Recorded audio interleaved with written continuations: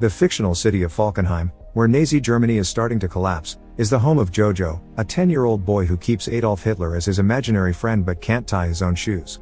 He's a true nationalist and a fanatic, indoctrinated with Nazi ideals and eager to help his country during the war, and that's why he's joining Jungvolk, the junior section of the Hitler Youth, with his friend Yorkie. They're spending the whole weekend at a camp run by Captain Klensdorf, his second-in-command Freddie Finkel, and Fräulein Rahm, who is in charge of the League of German Girls. They're giving kid-sized uniforms and a special dagger before they're taken to experience a variety of activities like grenade throwing, trench digging, map reading, and gas defense, among others. Or at least, the boys are. The girls are taught to dress wounds, make beds, and how to get pregnant. Jojo does well in activities like describing Jewish people and burning books, but when it comes to hand-to-hand combat, he gets scared and sneaks away, gaining the attention of the older boys. When the time comes for the boy to learn how to kill, these teenagers see how hesitant Jojo is and put a rabbit in his arms, asking him to demonstrate. Jojo swears he isn't scared, but he still can't bring himself to do it, so he tries to let the rabbit go. However, the teen boy grabs it before it can run away and kills it himself, proceeding then to make fun of Jojo for his failure. Since he's scared like a little rabbit, they start calling him Jojo Rabbit, which upsets him and causes him to run to the woods. While he sits on a tree root crying, imaginary Hitler shows up and tells him rabbits are actually pretty brave. They go out in the wild every day to get their carrots and they gotta be sneaky not to get caught. Wow, imagine having Hitler as an imaginary friend. Wow, that's scary. I mean, I imagine on some level, imaginary friends exist to comfort you. So, what would he say? Don't worry, little Jojo. It's okay to kill people you don't like. Encouraged to be a mighty rabbit, Jojo runs back to camp, where Klensdorf is teaching the kids to throw grenades under his supervision. Jojo passes by him, steals the grenade he has in his hand, and continues to run into the woods, where he throws the grenade so badly that it bounces off a tree and lands on his feet, exploding on his face. Jojo falls unconscious, but he has some blurry memories of people getting him to the hospital and his mother Rosie Betzler visiting him. He wakes up some days later in his room, and the first thing he notices when he gets out of bed is the limp on his leg, the second being the scars on his face he finds when looking at the mirror. His mother comes to check on him, then to hug him and remind him that he's got her even if his father is gone and his sister Inga died.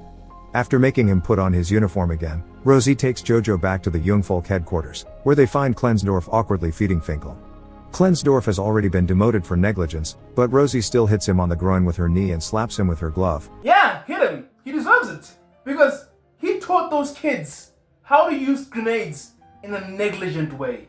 Because, there's a right way, there's a responsible way to teach kids how to use grenades.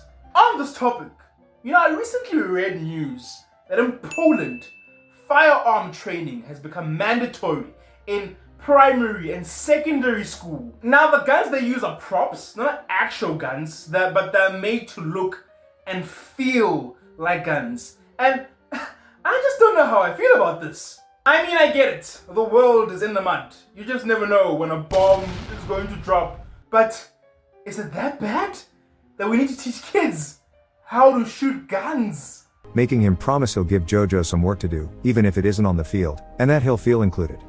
Jojo is given the task of putting up propaganda posters around town and delivering conscriptions, which he does with lots of enthusiasm. One afternoon, while working, he finds his mother staring at a group of people hanged at a gallows in the public square, and when Jojo asks her what they did, she replies what they could. When he goes home later, his mother isn't there, and he starts to get nervous when he hears noises coming from his sister's room. He enters the bedroom to investigate and finds a weird mark on the floor that goes up the wall, so he inserts his knife into it and manages to open a fake section of the wall.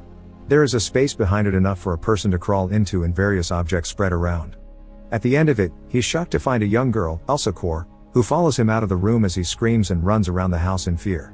She catches him when he's about to reach the front door and pushes him against the wall, showing him she has his dagger and admitting she's Jewish. Okay though, why does she look like that? Why does she look so creepy? I mean, is it just me? Or is she giving, I might possess you? Or I'm not of this world? I mean, I guess if you live in an attic and you don't bath for a couple of days and your hair grows out, you will give aberration. But she's there because Rosie had invited her to hide in her house. If Jojo tells anyone about her, Elsa promises she'll say he and Rosie helped her, which would get them killed as well. After she returns to her hiding spot with his knife, Jojo rushes to his room and discusses his options with imaginary Hitler.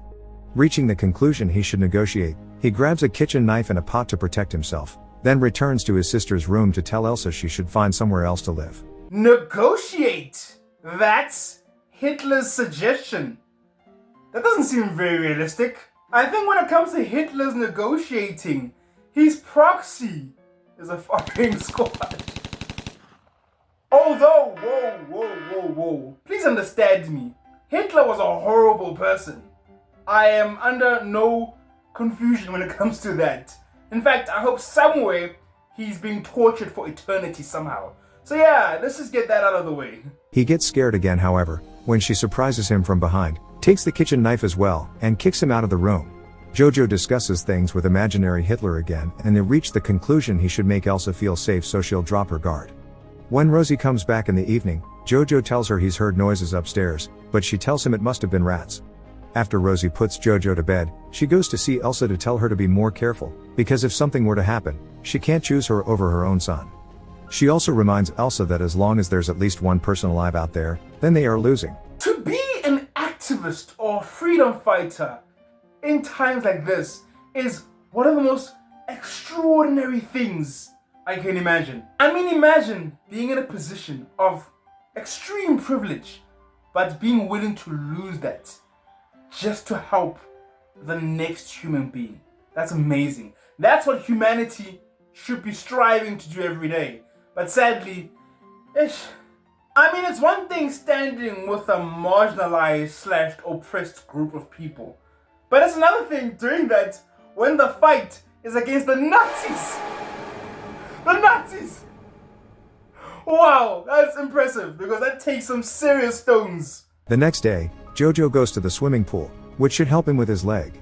He notices Klensdorf and Finkel are there too, sitting closely together and showing fear of Rosie. After his mom leaves, Jojo approaches them and asks Klensdorf what he should do if he found a Jewish person. The answer is to call the Gestapo, who will kill them and whoever helped them. Jojo also wonders how one can even identify a Jewish person, to which Klensdorf says he doesn't know either and someone should write a book about it. Once he gets home, Jojo tries to talk to Elsa again. After pointing out they're at a stalemate because neither of them can tell on the other if they don't want trouble, he tells her he'll allow her to stay in exchange for information about the Jewish people, so he can write an exposé book. Elsa accepts and explains they're people just like him, but since he won't believe her, she says they're money-loving demons that are allergic to food. Now this is the age of real propaganda, not the cheap stuff we see today. This kid's brain has been Nazified. He refuses to believe she is just like him, even though she looks like a regular looking girl. Crazy. There's nothing more dangerous than propaganda. Sure, I can shoot you, I can drop a bomb on you, but if I can convince your neighbors that you want to shoot them and bomb them, good luck, buddy. Jojo quickly catches on her plan to get him to bring her food, and when he starts explaining the Aryan race is superior and the Jewish people are weak, Elsa grabs him, covers his mouth, and shakes him as she explains to him there's nothing weak about Jewish people before she goes back to her hiding spot. When Rosie comes back in the evening, she burns something in the fireplace before pouring some wine and playing music. She's very happy because the Allies have taken Italy and France will be next. Jojo begins arguing with her for being against her country, so Rosie cuts the conversation short and tells him to eat. She isn't eating though, claiming she isn't hungry, and Jojo quickly suspects she's saving the food for Elsa, so he decides to have the leftovers for himself. He thinks that if his father were here he would understand, and since he wants to see him so badly, Rosie puts on her husband's jacket and paints a beard on her face with ash to scold Jojo for talking like that to his mother. Using her husband's voice, she also asks him to take care of her because she's doing the best she can. Then she turns up the music and makes Jojo dance with her. The next day, Jojo gives Elsa a pencil and paper for her to draw where Jewish people live and where Jewish women lay their eggs.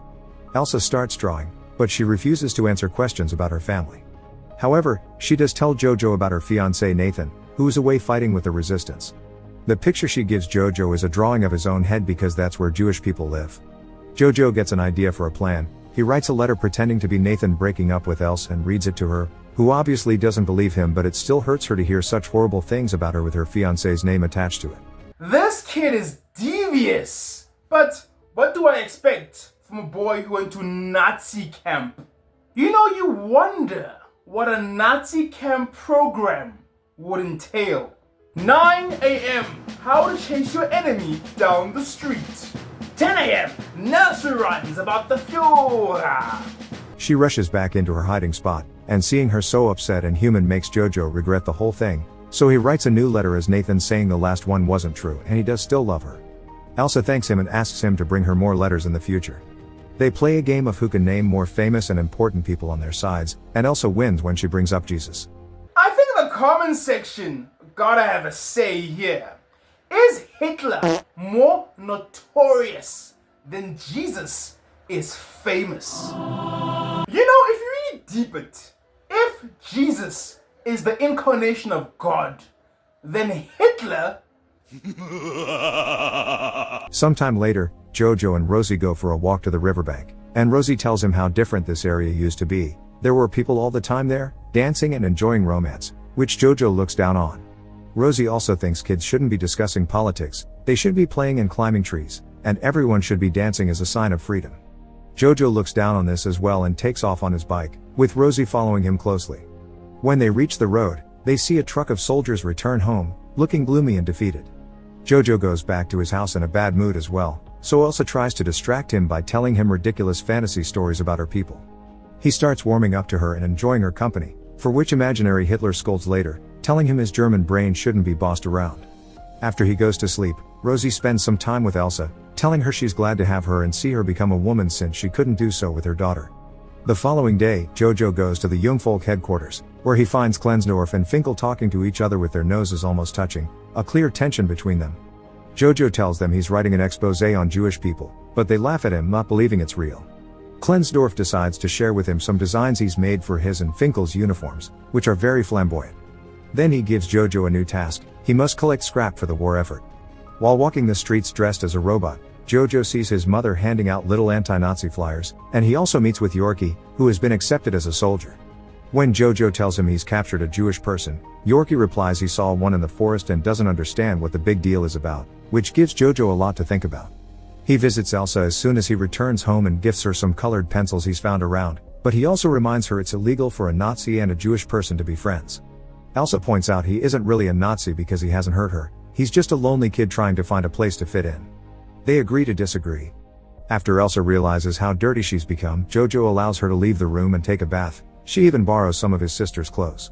They're about to have dinner together when someone knocks on the door, and after she runs back to her hiding spot, Jojo opens the door to find a group of Gestapo officers led by Hermann Diertz, and right after them, Klensdorf and Finkel arrives as well, saying they had to bring some pamphlet to Jojo, which sounds like his excuse. The Gestapo immediately starts searching the house for any suspicious activity as Diertz asks Jojo why his mother is away all day and why his uniform is lacking his knife. Elsa shows up then, wearing Inga's clothes and pretending to be her. She tells them she was the one to grab the knife because her brother had been bothering her, so the Gestapo goes to search her room next. Diertz is still suspicious of her, so he asks for her papers. Elsa grabs Inga's ID from her drawers and hands it to Klensdorf, who asks her for her birthday. Elsa guesses correctly and Klensdorf lets her go, but Diertz cuts in when he sees Jojo's exposé book. The Gestapo starts going through it, laughing at all the demonic drawings of Jewish people, and while Klensdorf doesn't look too amused, Elsa feels rather upset and betrayed when they reach a section where Jojo has described all the ways Nathan should die. Happy not to have found anything wrong, the Gestapo leaves, and Klensdorf leaves as well after giving Elsa back the ID and Jojo his knife. Elsa discovers the date on the papers is different from what she said, which means Klensdorf has been helping them all along. Jojo points out nobody really knows Inga is dead, so Elsa could pretend to be her and live with them normally, but she still feels hurt by the book content, so she tells Jojo they can't be friends. Now this girl needs to relax. I mean, the drawings did corroborate their story, and Jojo could have sold her out a long time ago. The fact that he hasn't just shows that he's trying his best to fight against his programming. But clearly the mom is part of some sort of resistance, and she's been suspected of it. That is so crazy. I mean, just going to war for your country is a burden, a tough decision. But to fight against your own government or leadership, to stand for what is right when it really won't aid you in any way because you're in a position of privilege, that's insane. In fact, I think that is the best indicator of a good leader. Something our current world leaders could learn. It's not all about you. Imaginary Hitler yells at Jojo for trying to befriend Elsa and thinking she's a good person and tells him to get his priorities straight. While he's out getting some food, Jojo finds Rosie hanged at a gallows in the public square. Devastated, he clings to her legs and cries his heart out, even trying to tie up her shoe to no avail. Oh no! They killed his mother! That's deep. That is deep. Like, I wasn't expecting that. I'm out of words. Look, I know we complain as people about how horrible the world is, and I'm not minimizing any struggles. Heck, there's still some parts of the world that it's quite devastating what's going on. But the world used to be a messed up place. Wow! Just the blatant disregard of human rights. And the fact that people are okay with this. You know? People are just being hung, murdered. And that is seen as something that is just... That's crazy. Crazy times. After staring at the body for hours, he goes home with his knife in hand, blaming Elsa for Rosie's death and ready to stab her for it. She stops his hand just in time and he only manages to scratch her. As he starts crying again, Elsa takes pity on him and comforts him. She explains she's always known Rosie as part of the resistance, although she doesn't know the details, and Jojo's father is fighting for the resistance as well, but Rosie told him the opposite not to upset him. She also confesses her parents were taken to a concentration camp, so the two of them only have each other. Jojo starts going to the streets to scavenge food from waste bins and notices how destroyed the city is becoming every day. He and Elsa begin a routine together, sharing meals and enjoying the fake letters from Nathan that Jojo writes. One afternoon, the city enters a chaotic state when the Allies initiate an offensive, taking advantage of Hitler having killed himself. Jojo comes across Yorkie, who is carrying some weaponry around because the army is so desperate for soldiers that they're sending the kids out. Jojo tells him the Jewish person he caught is kind of his girlfriend now and he's worried because it's illegal, but Yorkie points out he's met the Russians and the Japanese and they are worse than Jewish people. Rom finds them next and after sending Yorkie out with a gun, she gives Jojo a uniform jacket so he won't be shot by their own side by accident. A bomb explodes in the area then, and Jojo is left dizzy while he watches everyone fight, including kids and the elderly, and even Klensdorf and Finkel wearing their flamboyant designs. Jojo is too scared to fight, so he hides in an abandoned building until it's over. He comes out after things calm down and sees the Americans take off the Nazi flags to replace them with their own, celebrating their victory. Soviet soldiers are seizing every Nazi they see, including Diertz and the rest of the Gestapo, and seeing the jacket Jojo is wearing, they take him as well. He finds Klensdorf among the other prisoners, who tells him he's a good boy and that he should take care of his sister before taking off his jacket and spitting at him, calling him a Jew so that the soldiers let him go. Jojo can only watch as Klensdorf is taken away to be executed by a firing squad. On his way home, Jojo finds Yorkie, who says he'll go to see his mother for a cuddle. When he points out Jojo's girlfriend can be free now, Jojo gets crestfallen at the idea of Elsa leaving and rushes back to the house. He decides to lie to Elsa and tell her Germany won the war so she can't leave, but after going through his book and seeing drawings of his mother and a rabbit in a cage, he pretends to write another letter from Nathan and reads it to her, saying he has a plan to sneak her out of the city. Then, Elsa finally confesses that Nathan died last year of tuberculosis, but she's found the letters comforting. Jojo admits that he loves her romantically, but he knows she only loves him like a brother, which she agrees with, so he wants to help her escape anyway. Imaginary Hitler is disappointed in him for this and tries to convince him to change his mind, but Jojo finally stands up to him and kicks him out of the house through the window. Elsa is hesitant to go out, but Jojo encourages her until she manages to cross the door. At that moment, a car with the American flag drives by, so Elsa slaps Jojo for having lied to her. When wondering what to do next, they decide to dance to celebrate their freedom. Look, I won't lie. That got deep towards the end. Rosie's death really affected me. But there's only one lesson you can learn from the story, and that is of tolerance. Tolerance is very important, ladies and gentlemen. We're never gonna agree. That is just human nature. But what is the point of our disagreements leading to the collapse of society? Anything great we've ever achieved as humanity has been through collaboration. That is the strength of humanity. So, if we want this made-up world we've created to continue, we have to tolerate each other.